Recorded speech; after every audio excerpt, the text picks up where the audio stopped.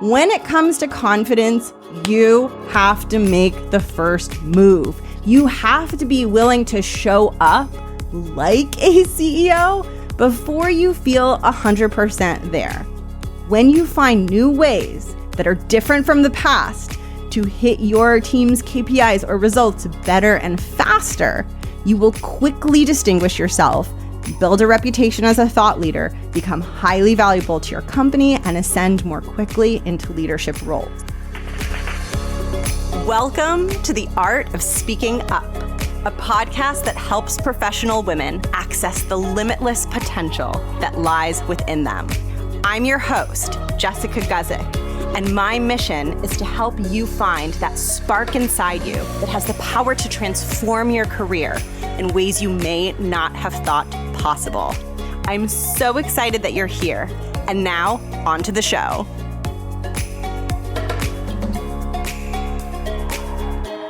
Welcome to the podcast. Thank you so much for tuning in. I'm Jess. I'm the host of The Art of Speaking Up, obviously, because it's me talking. I'm the creator of this show. I used to have a corporate career where I built a really successful career as a corporate strategist, but really struggled along the way finding my voice and overcoming imposter syndrome and building confidence. And now this podcast is my full-time job. I am a full-time podcaster and career coach for women, and I support women in building confidence, in finding their voice, and feeling super powerful. I am so passionate about this work. It brings me so much joy to watch women really start to trust themselves, really start to move away from the doubt and the smallness and into a place of seeing themselves as powerful, strong, effective leaders. So if that is something that you want, you are in the right place.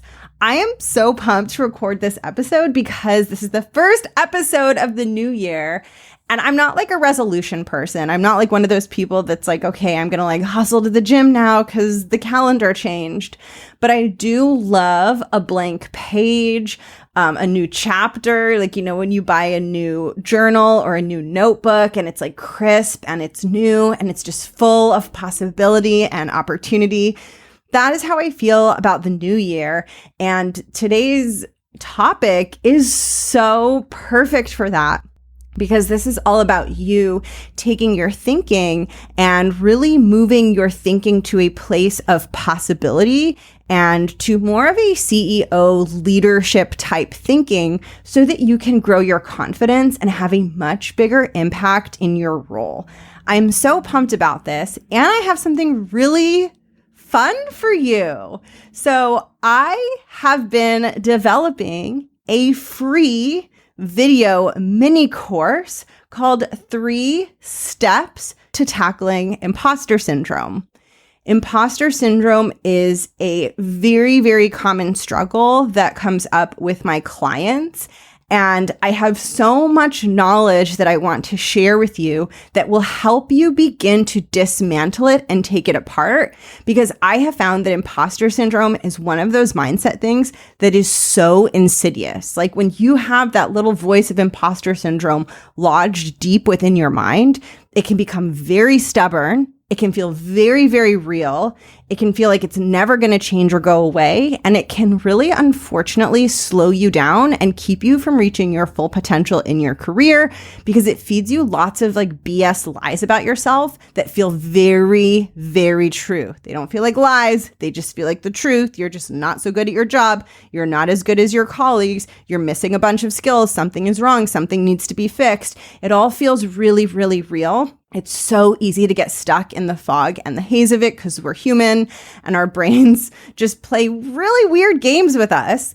And I want you to help make sure that your brain does not play weird games with you that get in the way of you feeling confident, showing up as a leader, taking decisive action in your role so that you can have a big impact, get noticed, get promoted, and build a career you're really proud of. And the more that you break down and tackle and dismantle that imposter syndrome, the more that you'll be able to do that. And I want to help you. This course is free. It is filled with insights that I think will really support you in getting past the imposter syndrome and building that self-trust and building that inner sense of competence and trust in your competence. And I would love to invite you to take this free course. It's on my website. I'll put it below in the show notes. Just head to jessguzikcoaching.com/free resources and you will see it right at the top of my page. Let me know what you think. I hope you enjoy it. I hope you find it useful. And with that, let's get into the topic of today's episode, which is how to build CEO level confidence. And this is such a fun one for me to record because so much of my career and my training that I received throughout my 9-to-5 career, which I'm no longer in, but when I was in that, was really all around how to think like a CEO and how to communicate with CEOs. And so much of my confidence came from those skills. So much of my confidence in my corporate career came from the fact that I knew that my communication was CEO quality and CEO worthy.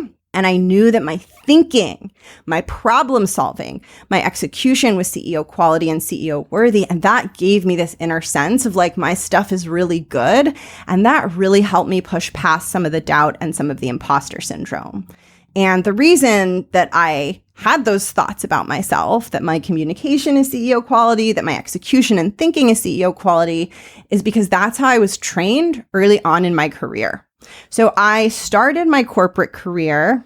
Well, some of you might know this, but a lot of you might not know this. I actually thought I was going to be a lawyer.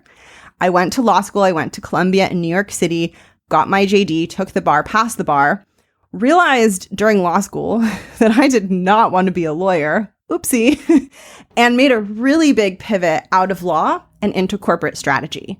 And instead of doing what 98% of my classmates out of law school did, which was go become a practicing lawyer, which is what most people do after law school, I went to work for a company called McKinsey. It is one of the top consulting companies in the world. It is the top consulting company in the world. And McKinsey is a company that CEOs of like Fortune 100 companies will hire to help support them in business strategy, which meant that when I was assigned to a project at McKinsey, very often that project was either for the CEO or someone on that CEO's C-suite, which meant that the work that we were doing, the business strategies that we were developing and working on had to be CEO quality. So one of the first things that I was taught at McKinsey is how to think like a CEO, how to problem solve like a CEO, and how to communicate like a CEO. And I realized I have like this wildly valuable skill set that I'm continuously determined to disseminate to you and to others that are listening. Because as soon as I got into the corporate world and left McKinsey, I realized that the quality of training that I got there doesn't really exist in many traditional like 9-to-5 corporations. And that's one of the reasons that I have this show. That's one of the reasons that I have my coaching and my programs, is because I have such a powerful knowledge base that can help you really become a high performer in your career without working super hard, like without being the person that takes on all the hustly work, right? But be a high performer because your thinking, your communication, your execution is super high quality and is CEO level. And what I really want you to think about for today's episode is this idea that you will develop CEO confidence by learning to think like a CEO. So oftentimes when my clients come to me and they're struggling with their confidence, they're struggling with imposter syndrome, they're feeling like maybe they can't do it, I like to ask them, like, do you believe in your ability to figure things out? Like, do you believe that you can solve things? Do you believe that you can fix problems? And they're like, yeah, I do. And then I'm like, so how come you don't believe that in your role, right? And there's like this disconnect where they have this powerful CEO perspective of themselves, that they're problem solvers, they're resourceful, they'll figure it out. But they don't see themselves that way in their roles. And so my goal for you with this episode is to really help you start to take some of those natural CEO qualities that you already possess. I repeat, qualities that you already possess that are maybe being left at the door when you enter into your job, because for some reason or another in your work environment, you don't see yourself as being as powerful, as effective, as autonomous, as resourceful. My goal is to help you pick up those skills that are being left at the door and bring them with you more often to meetings, to the work you do, to the way that you lead and show up, so that your confidence can grow. Because one of the most powerful ways you will grow your confidence is not by trying to be something you're not, and not by thinking, oh my God, I need to develop 500,017 new skills in order to be really effective, but rather by saying, oh, I'm already good at that and that and that, and I'm already a leader in this way and that way and this way. I'm just not doing it at work. I'm not allowing myself to shine in that way at work. I don't have to go and develop a bunch of new stuff. I just have to get better at letting my genius come out in a work environment. And so what I want to share with you today are 3 shifts that you can become aware of to help you do that more often. Because the more you start treating yourself as if you're a CEO, and you start showing up to your job as if you have the sophistication, the smarts, the capabilities, the determination of a CEO, the more you do that, the more your confidence will grow. So many of you think that confidence is just going to come. It's just going to happen. But you have to make the first move, right? When it comes to confidence, you have to make the first move. You have to be willing to show up like a CEO before you feel 100% there. And I'm a big advocate of making the first move. I have a partner who I've been in a romantic relationship with for over a decade. And I made the first move. I met him on a dating site. I messaged him. I was very proactive, because I was I am so bored. I was in law school at the time, living in New York City. I was I'm so bored of these law school men. They are literally the most boring men I have ever met in my life. No offense. But I was I would really love to meet someone outside of my law school. And I was ready. I wanted to go on dates and get to know men. And so I took the lead, right? And I really think that I very strongly possess this quality of being willing to make the first move. And I think that I bring that with me to so many things that I do, including my career and including my confidence building journey. And I think one of the best things that you could do when it comes to building confidence and when it comes to so many things in your career, but now we're talking specifically about confidence, is be willing to make the first move. What I mean is, don't wait for confidence to make a move and come to you. You have to make the first move, which means you have to start making these shifts in your thinking and behavior, and trust that if you make the first move, you might end up in a decade-long romantic relationship with confidence. And this episode is designed to seed some ideas to help you more and more often choose to make the first move. So what I'm going to be sharing with you today are 3 habit changes that will get you more in CEO thinking, CEO behaviors, CEO choices, CEO energy, and as a result, will grow your confidence. Now, please don't wait to feel confident to implement what I'm telling you. Commit to implementing it, commit to making the first move, and trust that the more that you are willing to be courageous, take steps out of your comfort zone, show up big, the faster confidence will come to you. And I totally proved that theory right in my dating life. I was I am ready to get proactive. Not in a desperate way, but just I knew what I wanted and I went for it. And I think there's something so powerful about declaring what we want and then just being able to humble ourselves and be in the discomfort of making the first move towards it, even when it feels a bit vulnerable or we feel like we're really humbling ourselves. So with that said, here are 3 ways that you can make the first move when it comes to building confidence. and that you can really shift from being in a kind of average Joe way of doing your job to being in a CEO mindset. So the first shift, this is so important. This will change everything. I'm so excited to share this with you.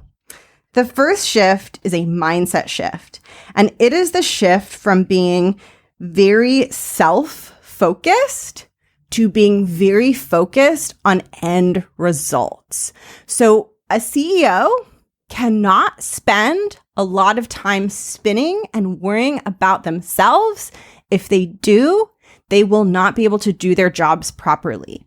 They need to channel that energy, that obsession, those ruminating thoughts, not towards themselves and not towards obsessing about whether they're doing things right, but towards obsessing about results.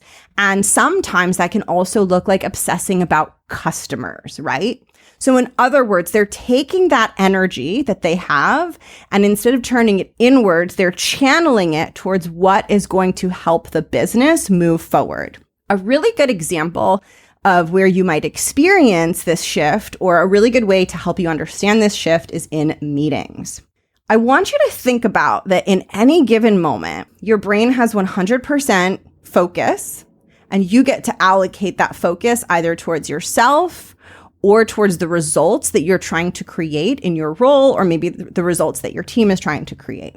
Now, if your brain is focused 100% on results, that's your main priority, and you're sitting in a meeting and you have suggestions that you want to share, you are for sure going to share them because they're going to help get you close to results. Whereas if you're in the meeting and your brain is 100% focused on yourself and you have an idea in a meeting, you're not going to share it because you're like, oh, I don't want to sound stupid. I'm solving for myself. So you start making decisions for yourself and not for the results. And so what happens is you miss opportunities to have impact. And what this means is that a trade-off is being made where it's like, I'd rather feel emotionally safe in this meeting. I'd rather not take an emotional risk of sharing an idea than do something that can move us towards results. CEOs are so obsessed with results that it wouldn't even, like effective CEOs, it wouldn't even cross their mind to like not share a thing, not even in their thinking, in their vocabulary. They are just there to figure this out. This is something that I really started to notice in my corporate career, where the executives around me were just like obsessed with their goal and like just so focused on the thing that they were working on. And it made me realize how self-focused I was. And I was like, wait, I'm not like them. Their mind is like embedded in this problem, and my mind is embedded in my insecurities. And I started to realize that the way out of my insecurities didn't have to be for me to suddenly like feel amazing or for them to suddenly like disappear, but it had to be for me, like a way out could be for me to just become obsessed with the results and just make that really important and care about that so much that over time, there's less and less room for my insecurities, right? So if my brain's 100% focused on myself and I'm like, well, I'm going to focus 10% on the results, that's going to take 10% away from my focus on my insecurities, right?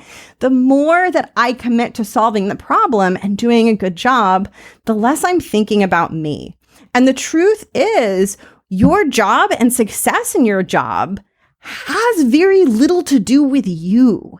And it's actually going to come from you deeply thinking about what you've been hired to do, what the goal is, and allowing your mind to be mulling that over and to be in that place far more often than your mind is mulling over like that awkward moment that you had or that missed opportunity that you had in a meeting, right?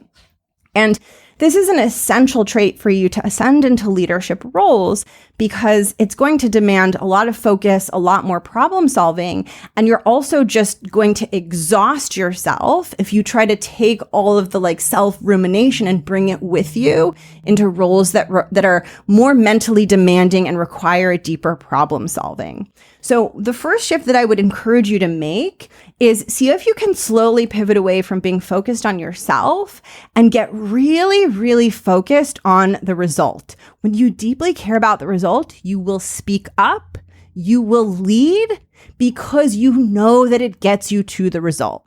So with a lot of my clients who are struggling to speak up in meetings, sometimes I ask them, like, What's a situation where even if you felt self-conscious, you would speak up in that situation? And for a lot of my clients, and you can figure out what this is for you, but for a lot of them, they're like, oh, if it's something to do with my child, like if I was at the doctor and my child had some sort of diagnosis that I didn't understand, I would like ask all of the questions and get all of the information. And I ask why. And it's like, well, because it's so damn important to them, right? And so as something becomes more important, we naturally take up space. We naturally get in the arena, ask the questions, right? That's CEO energy. The end result is so important that they're naturally showing up with that determination and that question of how can I get this to where I want to get this, right? And so that's the first shift that I want you to think about. The second one that I want you to think about, and this is such a good one. This is such a good one for all of you that are ambitious, for all of you that have really big career goals, for all of you that are wanting to really grow and evolve and be on this growth journey, is that CEOs are focused on future and what's possible, and not focused on the past and what has already been done. One of our brain's favorite habits is to use the past as a barometer for what's possible in the future. And it makes sense. Like, how else are we supposed to like figure out what we think is going to happen?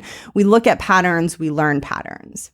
The problem is when you're growing, when your company is growing, when your team is trying something new, the past is no longer a good reference point because you're trying to exceed what was done in the past. And in fact, the past can hold you back. If you're too focused on it, it can prevent you from seeing all of the possibilities that exist in the future. And of course, it depends what stage a company is in. It depends what the overall trajectory and direction of the company is. But when I think of this example, I'm thinking about growth and I'm thinking about companies that are evolving, right? So there are some companies that just like aren't high growth companies and they're just kind of cranking out the same stuff year after year. And that requires maybe more of an operational leadership just to keep the trains on the tracks. And then some companies are growing and evolving and changing.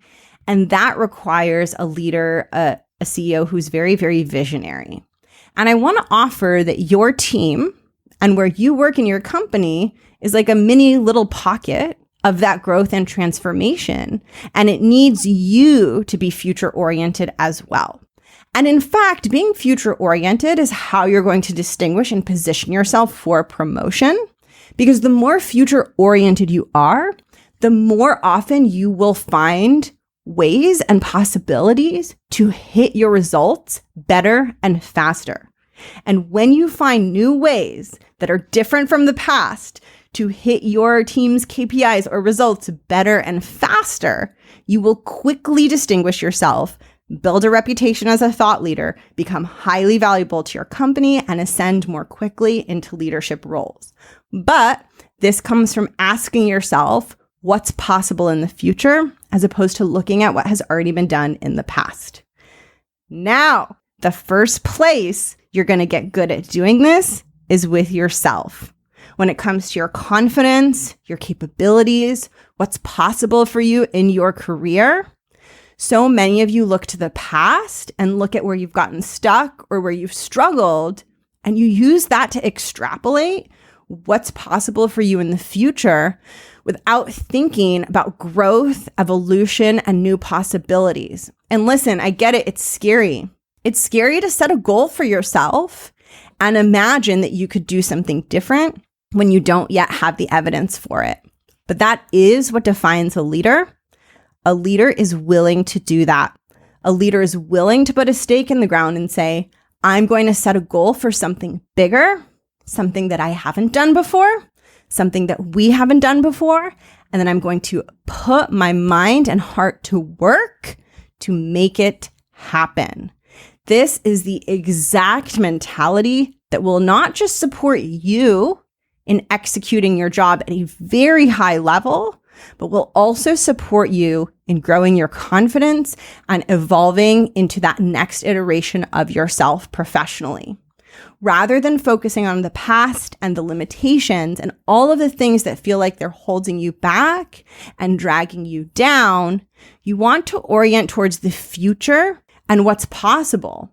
And as soon as you do that, you might find yourself starting to believe in it more and notice the ways in which it's possible. So for example, let's say your brain is like, you could never have that promotion. You're so awkward. You're not doing well in meetings. Like you haven't shown enough thought leadership. You keep getting the same feedback over and over.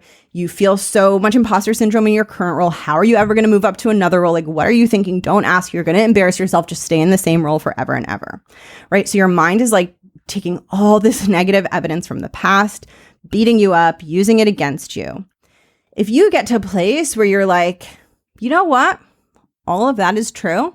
And I think that I can do something differently in the future. I don't think every meeting is going to go the way that meeting went. I don't think every project is going to feel as hard as that other project.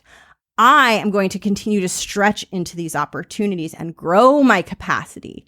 And over time, things are going to feel different. Things are going to feel better. And my performance is going to go up.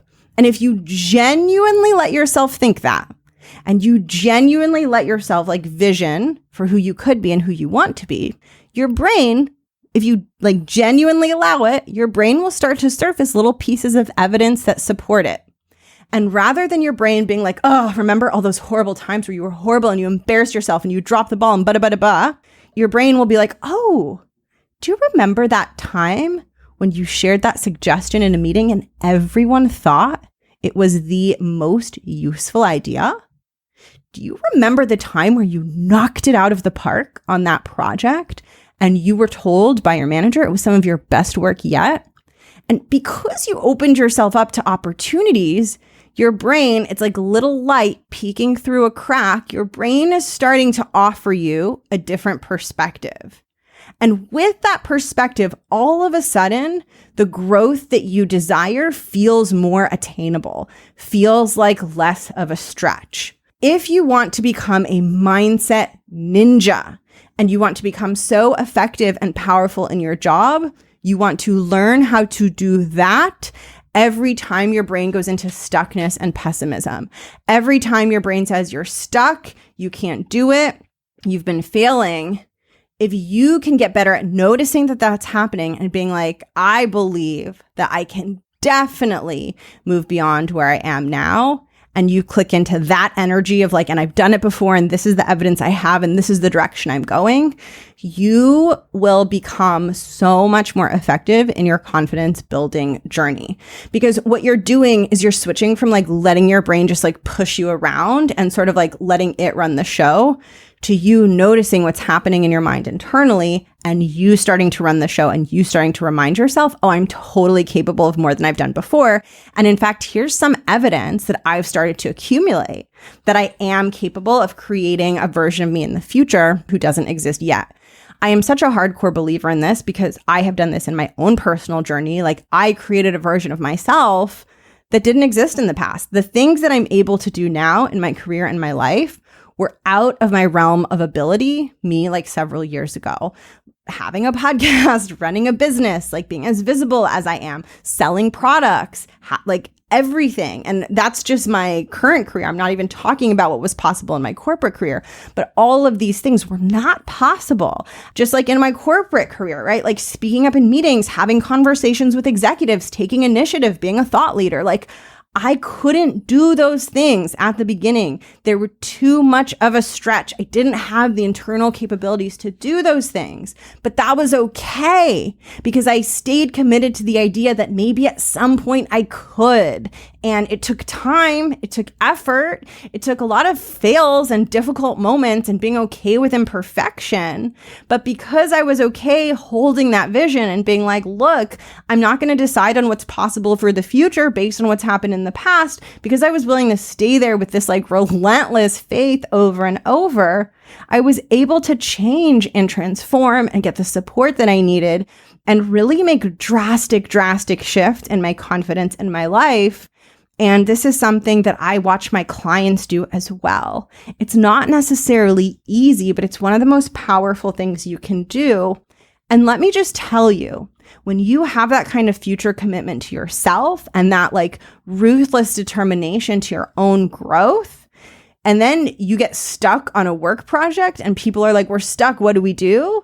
You are like freaking unstoppable, right? Because you're like, I've battled my own inner demons. I can figure out this marketing timeline or whatever it is that's causing everyone stress, right? So when you learn to be like a visionary, like committed problem solver, committed grower in your own development, it makes it like feel so easy breezy to do that at work because you are always going to be your hardest project, right? Like if you think of all the work streams, all the projects that you're on at work, right? This project, that project, you're a project. Your relationship with you, that's a project. That's the hardest one. It's harder than all of the other projects. There will be no work project that's harder than that one.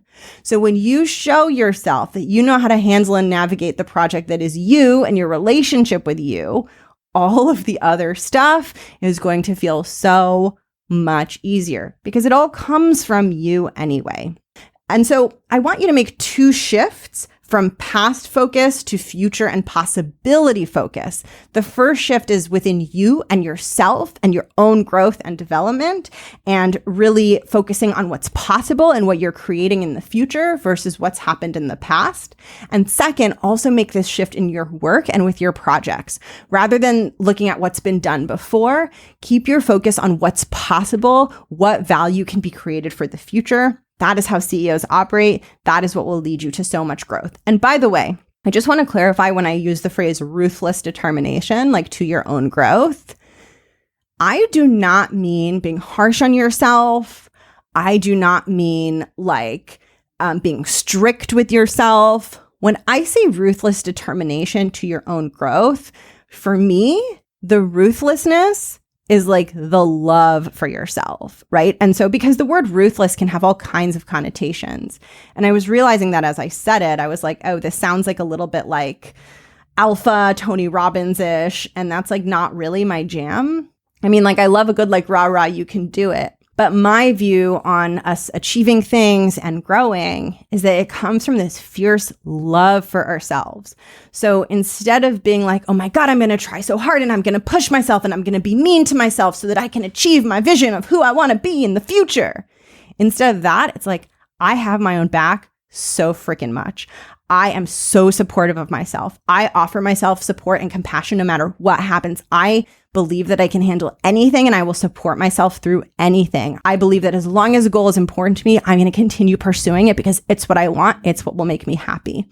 So it comes from a place of love and support for yourself, right? Not from a place of harshness and pushing yourself. I just want to clarify that because so many of my clients have this internal model of creating success based on harshness and pushing themselves. And so when I say being ruthlessly determined to like the future vision of who you want to be, it's so easy to then go and mistake that for like being really aggressive with yourself. And that is not a sustainable path to long-term growth.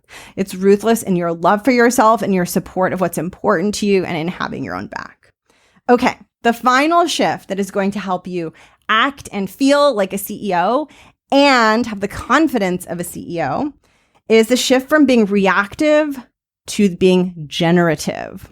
This is a place that I see many of my clients are working on. So reactive means we are looking to others outside of us to tell us what to do, to tell us what's important, to give us that overarching direction. And as soon as someone gives us a finish line, then we sprint towards it. But we're not quite as comfortable setting our own finish lines or being like, here's where we should run the race or here's where the race should be. And so for me, this is a shift from reactive to generative, which means I am generating the direction. Now, some people use the word proactive. I don't really like the word proactive because, first of all, I think it applies like working really, really hard and hustling, which I'm not for. I think you can be super effective without working super hard, without hustling. I think like that's a trap and a lie that we tell ourselves is that the more we work, the better it is. That I think that's straight up like just not true. But I think we're all very, very brainwashed into thinking that's true for so many reasons. Separate podcast, not even separate podcast episode, like separate podcast for a topic like that. And also, I think sometimes you can appear very proactive on the outside without necessarily being in CEO energy, because someone will say, hey, go cross this finish line.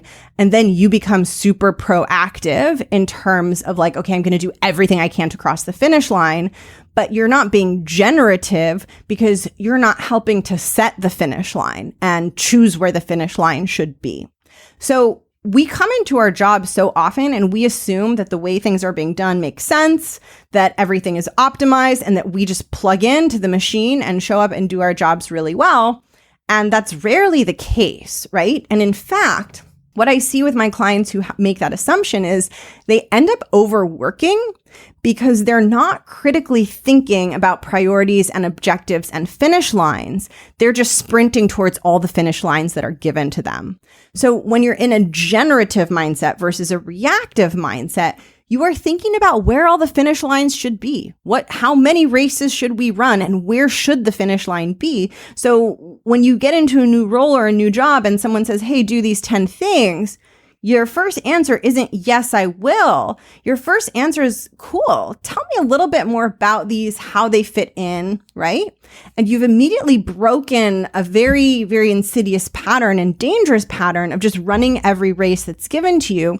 And now you're thinking critically about which races should be run and on which timelines and where should the finish line be. And this isn't about you being like, I don't want to work a lot and I want to say no to projects.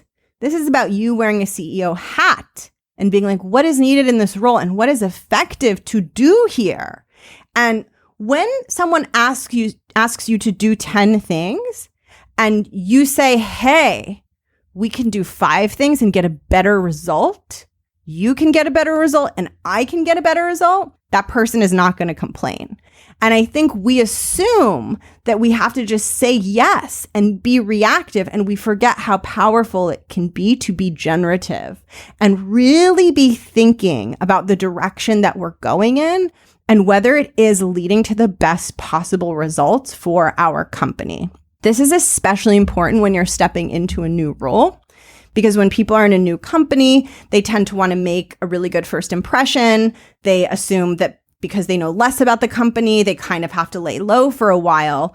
And they're super, super reactive as soon as they step into the new role, when really they should be doing the opposite, which is being super generative and not going into reactivity, but really learning about what the goals are and forming their own perspective, their own hypothesis about how their work and workload will help move those things towards success. This is so important because if you don't start thinking this way, it will be hard to advance and you will forever be at the mercy of people throwing work on you and giving you deadlines and you churning things out like a hamster on a hamster wheel, right? Like the work we do is only valuable in the result that it creates. And if we are not questioning and thinking about what results matter most and how can we help our company use our time most effectively, we actually aren't adding as much value as we possibly can. So here's an example. Like this is just an example to make this really crystal clear for you. Is like, let's say that your company hires you to be a marketer and your goal is to design marketing campaigns that are going to drive sales. And you get there and your boss says, hey, like I need you to like design 20 graphics in depth that we're going to use for 20 different marketing campaigns. And like you get to work spending all this time on all these graphics and you've created them, but you never stop to ask yourself, what are these 20 campaigns and why are we doing these 20 graphics? Because in my old job, instead of doing 20 different things, we would do just 1 or 2 really, really well. And you assume, oh, my boss probably has some reason for it being 20 that I don't know about. And this is where you hand off your thought leadership to your boss and you assume that you're not a leader. You're not like you don't have CEO skills, right? And then you end up cranking out the 20 things. And here's the most insidious thing. Then your boss praises you and is like, great job. And you're like, yay, like I work hard, I get rewarded, I succeed. And you're like overworking and you're on this treadmill, like on this hamster wheel. And it looks like you're doing things good and right. But if you had stopped to say like, hey, 20 campaigns takes 20 times the amount of work, but 2 campaigns done really well can be equally as powerful as 20 campaigns have we thought about moving in that direction. And it's so common for us to outsource our generative ideas to leadership, to our bosses, assuming they know more, that they see more, that they understand more. Don't assume that. It's okay to find out, right? Maybe you get to that job and you're like, hey, 2 campaigns are better than 20. Have you thought about that? And your boss is like, no, like maybe it was that way at your old company, but at this company, we do 20 campaigns because people need to see lots of different things in order for the marketing to resonate with them. And then you're like, okay, cool. And then you can be like, okay, people need to see lots of different things. That's why we're doing 20 campaigns. So we can't just move to 2. But what other ways are possible to help achieve that goal without us doing these very high amounts of execution and having this heavy workload? So when you're in a generative mindset, you're generating the direction, you're generating the goal. You're not just assuming that whatever goal was set is the best one and makes sense. And you're also not assuming that you don't play a role in that, right? Like your mind is needed. You will rarely be punished for coming up with ideas that add value and get to the results faster. And this will happen by shifting from being reactive to being generative and really seeing yourself as being at your company and being in your role to help people get to where they want to go more effectively and faster, and to critically question established ways of doing things. Again, not because you don't want to do your job, but because you want to do your job better. If a CEO steps into a company and doesn't question the way that things are being done, that company is headed in the wrong direction. Now, that doesn't mean that CEO has to go bonkers and bananas. I'm thinking about Elon Musk and Twitter, and that whole thing has been deeply upsetting to me and enraging. So it doesn't mean you go and fire half of the employees and make really reckless, uninformed decisions. But it does mean that you look at how things are done and ask yourself, why are we here? What's the goal? And where do I think the finish line should be and why? So those are the 3 shifts I want you to make. I want you to shift from being focused on yourself to being focused on results. I want you to shift from being focused on the past to being focused on the future and possibility. And I want you to shift from being focused on being reactive to being focused on being generative and helping to decide where that finish line should be and why. Thank you so much for tuning in. If you want to take my free video mini course on imposter syndrome so that you can move past some of those very doubtful, fearful thoughts that are keeping you from showing up with this kind of CEO energy, I invite you to grab my free course on imposter syndrome. It is simple, it is quick, it is easy to apply, and it is free. You can grab it by going to jessguzikcoaching.com/free resources. Thank you so freaking much for listening to the show, for supporting the show. I have the best podcast audience and listeners in the world. Those are my thoughts about my podcast. I am continually touched when you reach out to me and let me know how the show has helped you.